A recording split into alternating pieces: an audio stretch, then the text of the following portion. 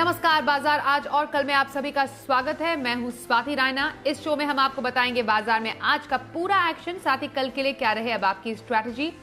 हमारे साथ शो में शामिल होंगे जी बिजनेस के मैनेजिंग एडिटर अनिल सिंह भी, साथ ही हमारे साथ आज है आनंद राठी सिक्योरिटीज के सिद्धार्थ सिडानी। सिद्धार्थ का स्वागत करते हैं शो में और पूरी रिसर्च टीम से भी जानेंगे अलग अलग सेक्टर का हाल। सबसे पहले हम आज बाजार का हाल समझ लेते हैं। बाजार आज दमदार तेजी के साथ बढ़त पर बंद हुआ। निफ्टी की बात करते हैं। सबसे पहले 180 अंक चढ़कर 17,150 के ऊपर बंद हुआ, तो सेंसेक्स 600 अंक उछला। बैंक, मेटल, ऑटो शेयरों के साथ रिलायंस ने बाजार में जोश भरने का काम किया। बैंक निफ्टी 750 अंकों के उछाल के साथ 36,350 के ऊपर बंद हुआ। इंडसइंड बैंक 6% उछलकर निफ्टी का टॉप गेनर रहा। एफआईआई और डीआईआई का डेटा क्या कहता है, समझते हैं। एफआईआई यानी विदेशी संस्थागत निवेशकों ने कैश मार्केट में करीब 2,765 करोड़ रुपए की बिकवाली की है, तो वहीं डीआईआई यानी घरेलू संस्थागत निवेशकों ने 3,467 करोड़ रुपए की खरीदारी की है। और आइए एडिटर्स टेक में अनिल जी से समझते हैं बाजार में आज की आई शानदार तेजी की बड़ी वजहें। भारतीय बाजारों में आज दिखा जबरदस्त एक्शन। सुस्त शुरुआत के बाद बाजार मजबूती के साथ बढ़ते हुए नजर आए। शुरुआती आधे पौन घंटे में हल्की फुल्की प्रॉफिट बुकिंग हुई और उसके बाद दिन भर बाजार धीमे धीमे मजबूती बनाने की कोशिश करते हुए दिखे और हर रोज की ट्रेंड के विपरीत आज आखिरी आधा घंटा मजबूती भरा रहा और बाजार ने थोड़ी और बढ़त बनाई और दिन के ऊपरी स्तरों की तरफ बढ़ने में कामयाब रहे। निफ्टी 17,200 से थोड़ा सा नीचे बंद हुआ। बैंक निफ्टी 36,350 के ऊपर बंद होने में कामयाब रहा। तो दो अहम लेवल के नज़दीक बाजार आज बंद होते हुए दिखे। अच्छी बात यह थी कि दिन भर स्क्रीन पर अच्छी खरीदारी होती दिखी। एफआईआई की तरफ से वायदा कारोबार में थोड़ी खरीदारी के आंकड़े यानी कि बिकवाली का प्रेशर कम होने के जो संकेत पिछले 2 दिनों से आते दिख रहे थे, एक तो उसका फायदा मिला। दूसरा, डाउ फ्यूचर्स दिन भर हरे निशान में थे, 350 पॉइंट ऊपर थे हमारे बाजारों के बंद होने के वक्त, उसका फायदा मिला। और यही वजह थी कि कल 650 पॉइंट डाउ फ्यूचर्स गिरने के बावजूद हमारे बाजार और दुनिया भर के बाजार आज कमज़ोर नहीं हुए। और ये माना जा रहा है कि अमेरिका में कल जो कमज़ोरी हुई फेड चेयरमैन के बयानों के बाद, वो सिर्फ इकोनॉमी की रिकवरी की ओर इशारा कर रही है, इसलिए डरने घबराने की ज़रूरत नहीं। और ओमिक्रॉन कोरोना के इस नए वेरिएंट को लेकर भी जो डर था वो थोड़ा कम होता हुआ दिखा। तो थोड़ी अच्छी खबरें आती दिखी।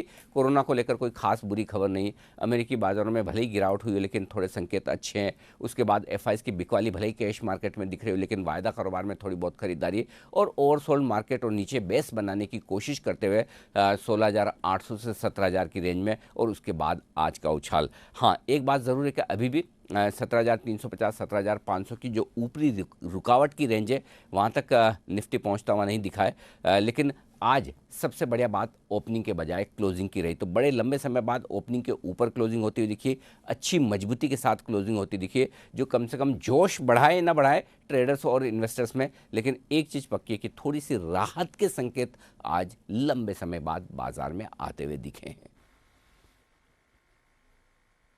तो आज के बाजार का हाल समझा। अब कल के लिए स्ट्रैटेजी भी अनिल जी से जानेंगे, लेकिन उससे पहले आज के खास मेहमान सिद्धार्थ सिडानी का रुख कर लेते। सिद्धार्थ जी, कल के मुकाबले आज का दिन बाजार के लिए बेहतर रहा। फिलहाल क्या ये ट्रेंड हम आगे कंटिन्यू होता देख सकते हैं? आपकी राय बाजार पर, साथ ही कल के लिए इंट्राडे पिक कौन सी और हफ्ते भर का नजरिया, पोजिशन व्यू कहां पर रखने की सलाह देंगे? नमस्कार स्वाति। देखिए, मुझे लगता है कि बाजार में एक छोटी बड़ी एक तेजी जरूर होनी चाहिए। यहाँ से बाउंस बैक की एक उम्मीद है और ये बाउंस बैक अगले हफ्ते के लिए भी स्पिल ओवर हो सकते हैं। लेवल्स की बात करें 17,400 तक तो जरूर एक लगता है कि एक बाउंस बैक हो सकता है। ऑल्दो मार्केट एक रेंज में ही अटका दिख रहा है अभी भी, तो ओवरऑल पर्सपेक्टिव से शॉर्ट टर्म पॉजिटिविटी, साथ ही साथ एक रेंज बाउंड मीडियम एक आध महीने के लिए। और मैं मानता हूं कि लॉन्ग टर्म पर्सपेक्टिव से बाजार में निवेश करने जैसा है। अच्छी कंपनियां सही दाम पे अगर मिलती हो तो वो आज है, तो सही दाम पे सही कंपनियां खरीदे और लॉन्ग टर्म के लिए निवेश करें, वही बेहतर रहेगा। शॉर्ट टर्म की अगर बीटीएसटी की बात करें मैं, तो एक कंपनी है जैसे कि पीआई इंडस्ट्रीज, इस पे खरीदारी की राय है। पीआई इंडस्ट्रीज पे स्टॉप लॉस होगा 2835 का और टारगेट होगा 3050 का। ये company crop protection, CSM business और बहुत सारे बिजनेसेस में है। बेहतरीन कंपनी है जिसके ऊपर एक काम किया जा सकता है। और पोजिशनल बेसिस पे अगर कोई स्टॉक दूं तो वो होगा टाटा केमिकल। टाटा केमिकल भी हमारे टेक्नो फंडा के हिसाब से टारगेट है 1050 के हिसाब टारगेट्स है। Leading chemical bulk chemical producer है टाटा केमिकल, और ये ना भूले इलेक्ट्रिक व्हीकल में टाटा केमिकल का बहुत बड़ा योगदान आ सकता है, क्योंकि बहुत सारे ऐसे फाइलिंग्स है जो केमिकल्स है जिसकी यूजेज इलेक्ट्रिक व्हीकल की बैटरीज में हो सकती है। तो टाटा केमिकल मुझे लगता है कि बहुत ही बेहतरीन कर सकता है। टारगेट पहला होगा 1000 का और दूसरा 1050 का। तो सिद्धार्थ सिडानी की राय, पीआई इंडस्ट्रीज में इंट्राडे खरीदारी की सलाह और हफ्ते भर का नजरिया, पोजिशनल व्यू टाटा केमिकल्स में रखने का सुझाव। आगे बढ़ते हैं और बात करते हैं ऑटो सेल्स नंबर की। कैसे रहे नवंबर में ऑटो सेल्स के आंकड़े, कुशल से समझते हैं पूरा हाल। कुशल जरा बताएं ऑटो सेल्स के आंकड़े एक्सपेक्टेड टर्म्स पे। जी, तो लार्जली नवंबर महीने में अगर आप देखें तो ऑटो बिक्री के आंकड़े जो है कमज़ोर साइड पर आते हुए नजर आए हैं, जहां पर मेजॉरिटी सेगमेंट्स ने अंडर परफॉर्मेंस दिखाई है। जिस तरह का स्ट्रीट का अनुमान था और हमारा अनुमान था, उसमें सबसे पहले अगर आप देखें तो यहां पर सीवी जो है सबसे ज़्यादा डिसअपॉइंटमेंट्स आती हुई नजर आई है। अब आंकड़ों की बात कर लेते हैं, जहाँ पर पैसेंजर व्हीकल्स मारुति सुजुकी 1,40,000 करीबन जो है कंपनी में यूनिट्स बेचने में सफल रही, जबकि हमारा अनुमान 1,45,000 का था। इनफैक्ट अगर आप देखें तो M&M भी अंडर परफॉर्म करता हुआ दिखा स्ट्रीट एस्टिमेट से, पर रिलेटिवली जो आउट परफॉर्मेंस आई वो थी टाटा मोटर्स, जहां पर डोमेस्टिक पैसेंजर व्हीकल्स में 38% की तेजी हमें देखने को मिली। कमर्शियल व्हीकल्स में आयशर वी सीवी से सबसे ज़्यादा डिसअपॉइंटमेंट थी, क्योंकि यहां पर ही सबसे ज़्यादा एक्सपेक्टेशंस थी सीवी में आउट परफॉर्मेंस की, जो करीब 70-71% की थी। उसके मुकाबले 10% की ही तेजी वी सीवी ने दिखाई। इनफैक्ट टाटा मोटर्स का जो कुल सीवी बिक्री है वहाँ पर 15% की तेज़ी हमें नजर आई, पर हमारा अनुमान से भी थोड़े से कमज़ोर साइड पर नंबर्स आते हुए दिखे। और अशोक लेलैंड की भी अगर आप बात करें तो वहाँ पर भी 2% की अंडर परफॉर्मेंस होती हुई दिखी। ओवरऑल अगर आप नवंबर महीने की बिक्री की बात करेंगे तो टू व्हीलर स्पेस में बजाज ऑटो के टू व्हीलर बिक्री आंकड़े ऑलमोस्ट एज पर एस्टिमेट्स आते हुए नजर आए थे। वहीं दूसरी तरफ टीवीएस मोटर्स अंडर परफॉर्मेंस की कगार पर खड़ा था, करीब 7% की गिरावट यहाँ पर नवंबर ऑटो बिक्री आंकड़ों में सालाना आधार पर दर्ज होती हुई नजर आई। और अंत में अगर आप ट्रैक्टर्स की भी बात करेंगे तो 7 से 10% की गिरावट का हमारा अनुमान था कुल मिलाकर एस्कॉर्ट्स और M&M में। वहीं यहाँ पर जो एक्चुअल नंबर्स आए हैं वो 10 से 15% की गिरावट के आए हैं। तो नेट अगर आप बात करेंगे तो नवंबर महीने में अब तक जो आंकड़े आए हैं ऑटो बिक्री के, वो कमजोर साइड पर ही देखने को मिले हैं। बिल्कुल कुशल बने रहिए हमारे साथ, क्योंकि आपसे एक और जानकारी चाहिए, वो है एफआईआईज और डीआईआईज का एक्शन। इनफैक्ट मार्च 2020 से अब तक का एक्शन एफआईआईज की तरफ से कितना रहा, कितनी बड़ी बिकवाली एफआईआईज की तरफ से हुई, डीआईआईज ने बाजार को कब कब संभाला, ये डेटा मार्च 2020 से अब तक का क्या कहता है? जी, तो मार्च 2020 से आप देखिए एफआईआईज और डीआईआईज में लगातार टक्कर होती हुई दिख रही है, जहां पर एफआईआईज जो है आप देखिए लार्जली FY 22 में बिकवाली करते हुए नजर आए हैं, जबकि उसके विपरीत जो डीआईआईज हैं वहां पर खरीदारी आती हुई नजर आई है। और आज हम इसके लिए इस बारे में बात इसलिए कर रहे हैं क्योंकि आप देखिए स्पेसिफिकली कल का दिन जो नवंबर का महीने का आखिरी दिन था, उसके बाद जो एफआईआईज और डीआईआईज के आंकड़े आए हैं पूरे मंथली फिगर्स में, वो मार्च 2020 के बाद सबसे निचले स्तरों पर आते हुए नजर आए हैं। जिस तरह की बिकवाली यहाँ पर एफआईआईज करते हुए दिखे, ऑलमोस्ट 40,000 करोड़ रुपए की बिकवाली वो नवंबर महीने में करते हुए दिखे थे, जो कि सेकेंड हाईएस्ट था आफ्टर मार्च 2020, जहां पर ऑलमोस्ट 65,800 करोड़ रुपए की बिकवाली हुई थी।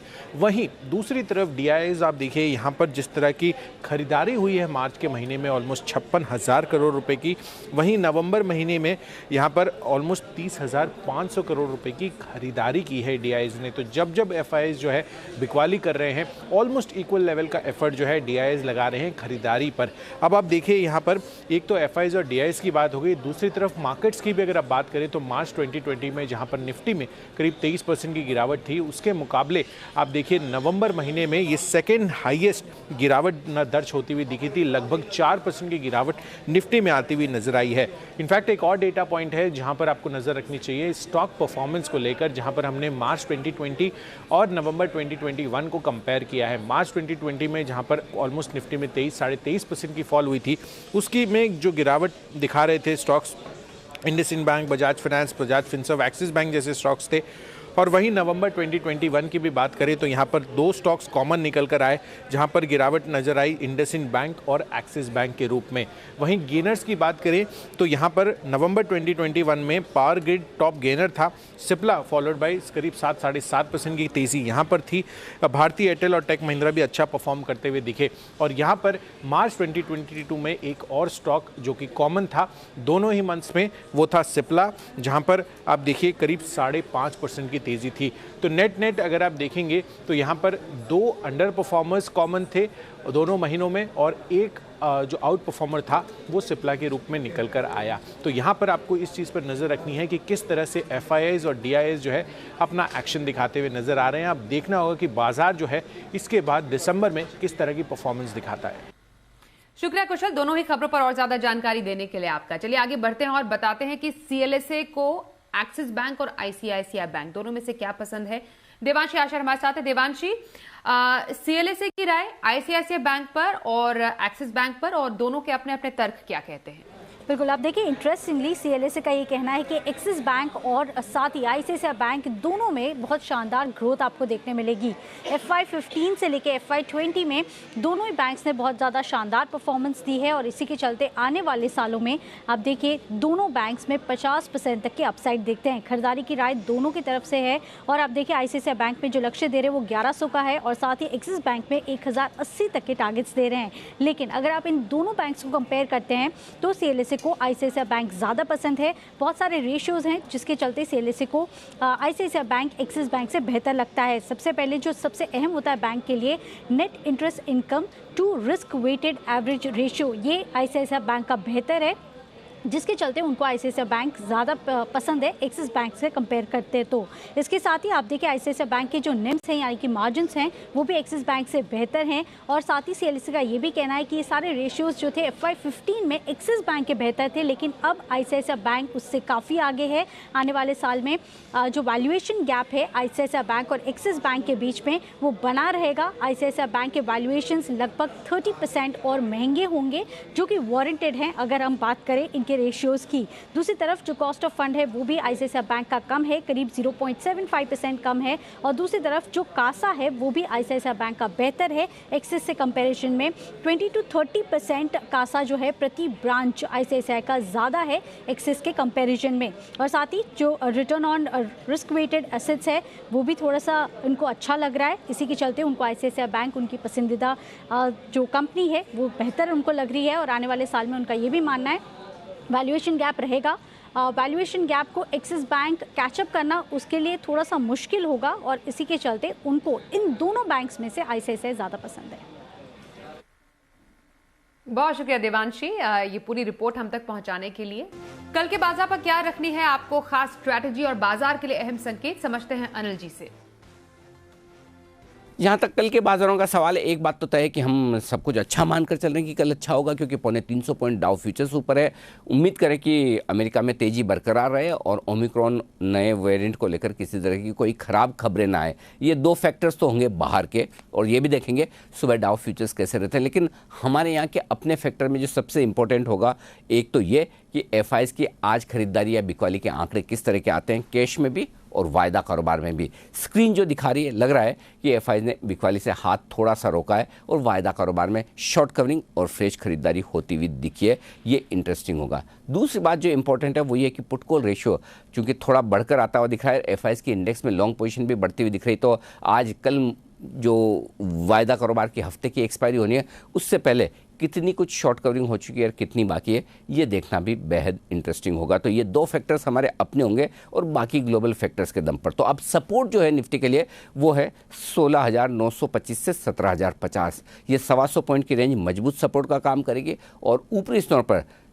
17,275 से लेके 17,425, ये 150 पॉइंट की रेंज ऊपरी स्तरों पर रुकावट का काम करेगी। बैंक निफ्टी का जहाँ तक सवाल है, 35,800 36,000 कल सपोर्ट का काम करेगा, और 36,650 36,850 ये बैंक निफ्टी में ऊपरी रेंज होगी जहाँ तक बैंक निफ्टी जाने की कोशिश कल कर सकता है। तो एक अच्छा सेशन कल फिर से बन सकता है, लेकिन वॉलेटिलिटी पिछले कई दिनों में दिखी है और कल वीकली एक्सपायरी भी है, तो उतार चढ़ाव की तैयारी के साथ पॉजिटिव बायस रहने की उम्मीद आप कर सकते हैं। कल के बाजार पर स्ट्रैटेजी समझने के बाद आइए अब देखते हैं कल का ऑप्शन।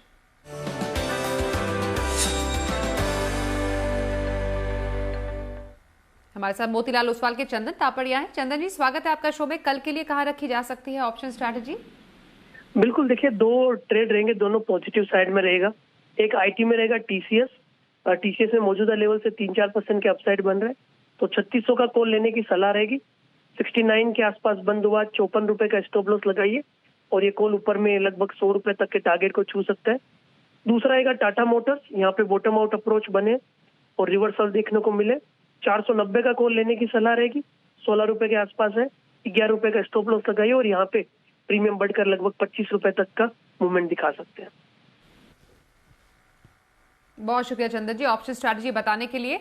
सिद्धार्थ, आपके पास आ रहे हैं और लॉन्ग टर्म स्ट्रैटेजी के लिए कौन सी पिक लेकर आए हैं आज आप? देखिए स्वाति, लॉन्ग टर्म के लिए जो स्टॉक लाए हैं वो फुल कन्विक्शन वाला स्टॉक है और वो स्टॉक है बिजली की तरह दौड़ने वाला टाटा पावर। टाटा पावर की खरीदारी की राय है, टारगेट जो होगा 264 का होगा, 264 का। ये सबसे बड़ा देश का इंटीग्रेटेड पावर जनरेशन प्लांट है, इनके कंपनी है। बहुत ही जोरदार बिजनेस है। Home automation, smart meters, power generation, gas, thermal इत्यादि। और साथ ही साथ अगर देखा जाए तो इन्होंने अपनी डेट कर्ज को भी लगातार रिड्यूस करने की योजना लाए हैं। अभी भी कर्ज में एक डिक्लाइन देखा गया। अभी जो नतीजे गए, इसमें टाटा पावर ने एक बहुत अच्छा खुलासा किया कि 1000 इलेक्ट्रिक व्हीकल स्टेशन इन्होंने ऑलरेडी बना चुके हैं।